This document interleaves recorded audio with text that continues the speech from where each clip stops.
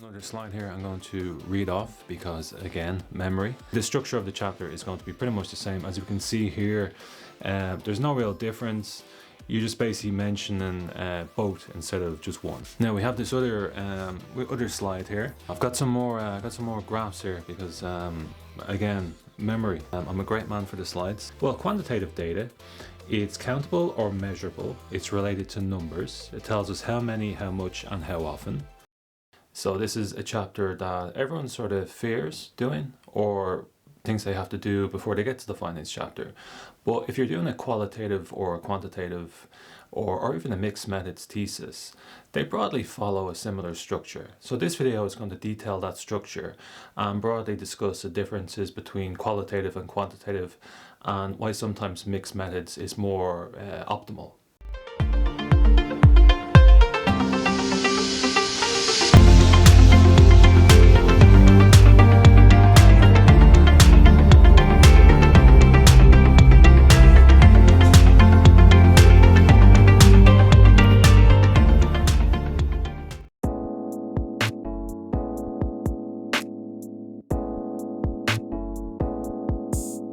So as well as looking at the differences between qualitative and quantitative and mixed, I'm going to overview the actual chapter itself. Most people ask me, well, what does a methodology chapter look like? So I'm going to show you some slides, some basics about what sections you should have in this chapter and which ones most people miss. We have another slide here I'm going to read off because, again, memory. Well, quantitative data, it's countable or measurable. It's related to numbers. It tells us how many, how much, and how often. Fixed and universal, so more factual data. It's gathered by measuring and counting things, so again, numerical, and it's analyzed using statistical analysis. Now, for the qualitative aspect of that, it's more descriptive, so it's related to words and language. It describes certain attributes and helps to understand the why or how behind people's actions, so people's experiences, so it's more in-depth. It's more dynamic and subjective, so therefore it's open to interpretation. And it's gathered through observation and interviews, so focus groups or semi-structured interviews. And it's analysed by grouping the data into meaningful themes or categories, so that's going to be Braun and Clark's 6 stages of thematic analysis. I'm just going to show you a little example here. So you can see here, Team 1, Psychological Wellbeing. You can see how it's structured. So you have a summary of what one of the participants or interviewees said. Then you have a bit of a block quote. And then you have another sort of summary slash segue into another block quote. So that's typically the way that's structured. And on the other side here, we can have a look at quantitative. And essentially we have its most defining feature is a graph or a figure and a description of that figure itself. So we have blah, blah, blah, number of participants, respondent statement, and then you have percentages, more percentages. So typically a quantitative thesis is very easily identified by just having a load of percentages. Now, people do say to me, what does a qualitative methodology chapter look like? What are the sections? What am I missing? So sometimes people will ask me, is my methodology chapter in line with other methodology chapters? And I go, yeah, mostly. I mean, you have a few things missing. So this slide here will show everything you should have in the actual chapter. First things first, we're going to look at a qualitative methodology chapter. So obviously the first thing you should have there is an introduction section, and that just gives an overview of what's going to happen in the chapter. And you're going to mention these sections here. You're going to say that, okay, we're going to look at a research design, data collection approach, sampling, ethical consideration. So it really is just a short paragraph detailing everything that's going to come up. The next section is going to be your research design. So that's going to be, as it says here, you're going to explain the phenomenology, overall the research philosophy, what approach you chose.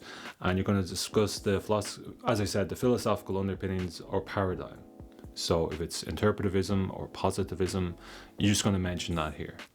The next section is going to be data collection. So how you collect that, and that's going to influence the type of methodology. So is it going to be quantitative? It's going to be qualitative? It's going to be mixed? And I'd say sort of the stuff I mentioned in the qualitative versus quantitative slide You can mention some of that here. Like, you're basically saying why you're choosing one over the other and how one is helping you answer your research question better than the other. And sometimes it won't. Sometimes you need both of them, and that's mixed methods. And we'll get to that in a minute. So in the data collection section, you're going to mention, as it says here, the methods you use to collect the data. So that could be interviews, observations, focus groups, surveys, document analysis, that sort of stuff. And then you're going to explain how you selected the participants. You're going to mention sampling, that sort of stuff, but not too much detail because we will have a section on that later. I'd say for the most part, you're just going to mention that you collected the findings through a survey. Or if you're doing it from qualitative, you collected the findings through a focus group or through a semi-structured interview. So the next section after that, you'll usually find data analysis. So if you've used quantitative, you're going to be mentioning the statistical software you used, how you gathered the data. Did you collect it all in an Excel sheet? If you're looking at it from a qualitative point of view, you're going to talk about, you know, how many people you're going to interview. What was it, structured, semi-structured, or was it a closed type of interview?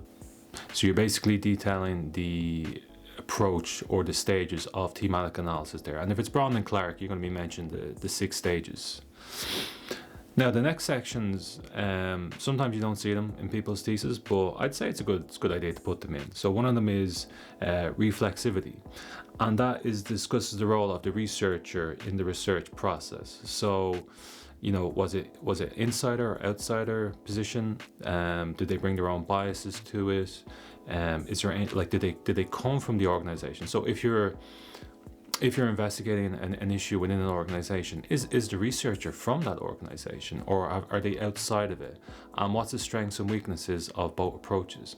Or are you somewhere in between? Can you sort of have an in-between position? So another new section to put in is one on sampling, and from qualitative point of view, that's going to be the size of the cohorts.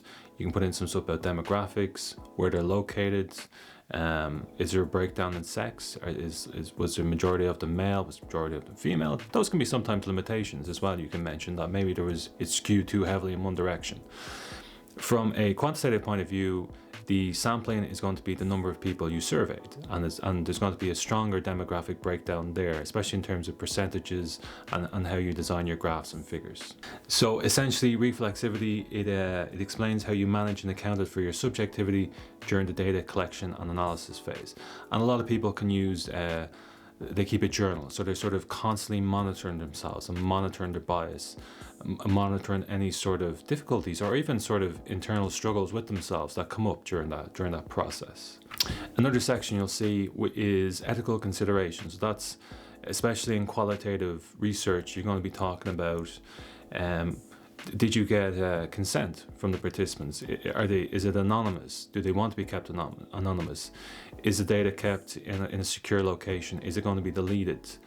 Did anyone come to any harm? Were you interviewing children? That brings a whole range of difficult ethical concerns.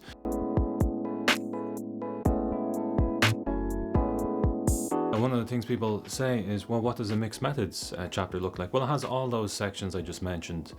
The only difference is you just mentioned that you're doing a mixed method study, and you're in your data, your data approach section.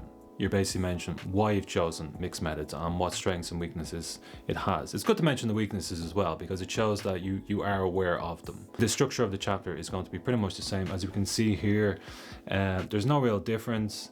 You're just basically mentioning both instead of just one. So instead of just saying, here's the qualitative approach, and here's all the different sampling, and here's the approaches, whether it's, you know, convenient sampling, snowball sampling, all that sort of stuff. The only difference in the mixed methods approach or methodology structure is that you just mentioned the quantitative elements as well. I've got some more graphs here because again, memory not great. So data analysis. So what's the main difference between a quantitative and a qualitative? Well, look, here we go. This is the best way of showing it. From one point of view, the quantitative, 20% of survey respondents bought ice cream today. Now, what does that look like from a qualitative point of view?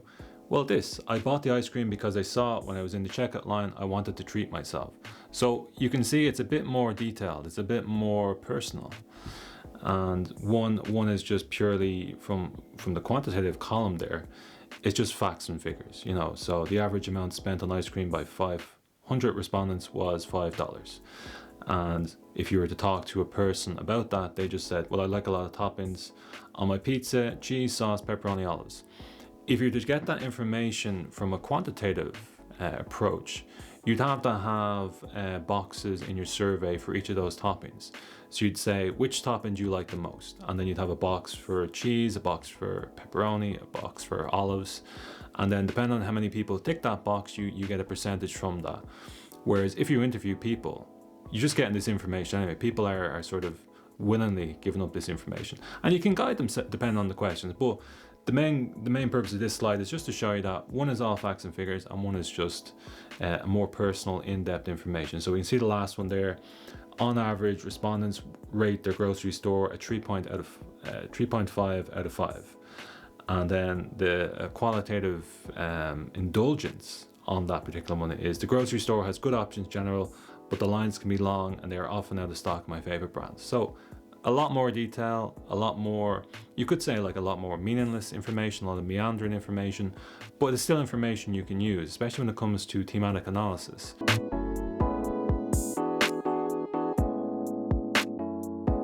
It's not that complicated.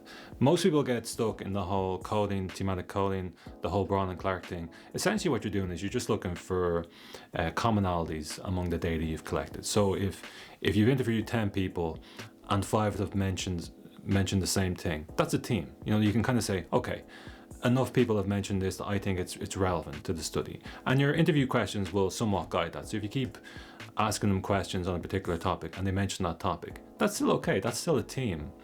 And even though you've sort of guided that team, it's still okay, you know, because ultimately your interview questions are in service of your research question. So this slide here will look at, just very briefly, how thematic analysis works. So number 1, familiarization with the data. Number 2 is generate initial codes. Number 3, search for teams, which I just mentioned there. Number 4 is reviewing the teams. So do the teams actually work out? Do they overlap? The worst thing you can have is 2 teams that are essentially saying the same thing. So you're being sort of examined on your ability to be creative. So if you think, do you know what, this team covers 2 and 3 other teams I just mentioned, well, just make them one team and then search for other teams in the data you collected. And that really comes to point 5, which is define and name the teams. So that's sort of when you sort of say to yourself, do you know what, I'm settled on these 5 or 6 teams. And number 6 is produce the report, which is essentially your thesis. Now we have this other slide here. I'm a great man for the slides. So it's just a basic sort of thing of how you would gather, sort of showing your workings for the thematic analysis. Sometimes these are thrown into the appendices to show that you did actually have some process and how you arrived at your teams. So it's essentially you have like 3, if you want to use this one, that's no problem. You have 3 columns. Teams you have might be customer communication, customer servicing, data processing, performance monitoring, service. There's the eyesight going, services, personalization, and predictive analytics. So you're going to mention some advantages of that. So maybe 2, maybe 1. You're basically just kind of saying why that's important to the people you're interviewing. And then the quotation section is every time someone said, oh, you know what, customer service is great, or customer service is a load of crap, just back it up. And how you back it up is just have the quote. So if participant 1 or interviewee 1, whatever moniker you use, don't mix and match them, just make sure you stick with one of them. So if interviewee 1 said, you know what, I love customer service or customer satisfaction, find where they said that, stick that little quote in a column. So when you come back to doing your thesis, you kind of say, oh, I actually have a quote to back that up. So that's all it is. You're really just showing that you have a understanding that there is a process. And Braun and Clark, you know, they're masters of it. They have 6 stages of thematic analysis. And if you follow that, you really can't go wrong. Now, there is different approaches, like, as I said, IPA. I'll do a different video on that because it is a bit different from this. But if you're doing a bog standards, a qualitative thesis, Braun and Clark are going to be there. They're sort of, I don't know what the term is. They sort of cornered the market on thematic analysis. So it's rare to find a qualitative thesis that doesn't have some mention of Braun and Clark.